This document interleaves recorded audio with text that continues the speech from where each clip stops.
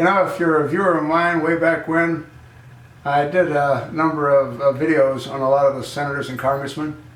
And one of them I spoke about earlier was Mary Landrieu from Louisiana.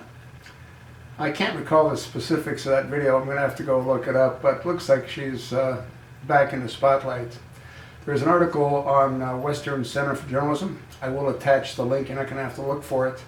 And the title is Breaking: Democratic Senator Caught in a Big Scandal That Could Help the GOP Take the Senate. Now, Mary Landrieu is from Louisiana. I believe when she ran for the Senate, initially she was a real estate sales lady before that. And she's got herself into a bit of a pickle. And the reason that is that in order to be elected by your constituents, you have to live in the state with your constituents. And Mary Landrieu and her husband live in a multi-million-dollar mansion near the Capitol in Washington. And she declared in regulatory documents filed by the senator. However, Landrieu voter registration reportedly lists her residence in a home in New Orleans owned by her parents. You sort of can't have it both ways, can you? Yeah. And she spends pretty much all of her time in Washington. I guess she goes back on occasion to visit with her parents. So here's another example of how these congressional representatives and these senators, they all lie. They lie to their constituents. She can't represent them. She's never there, or she's very seldom there.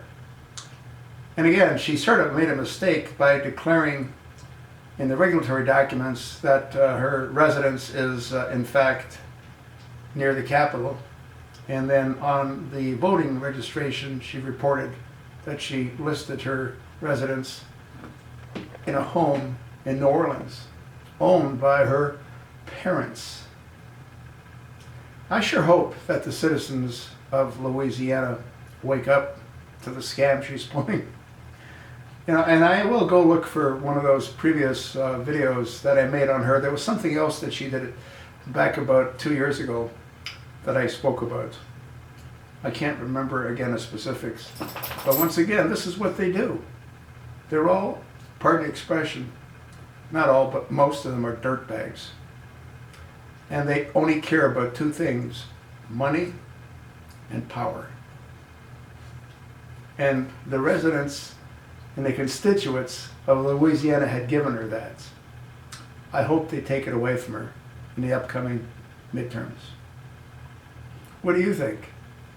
Read the article, then tell me what you think. I told you what I think.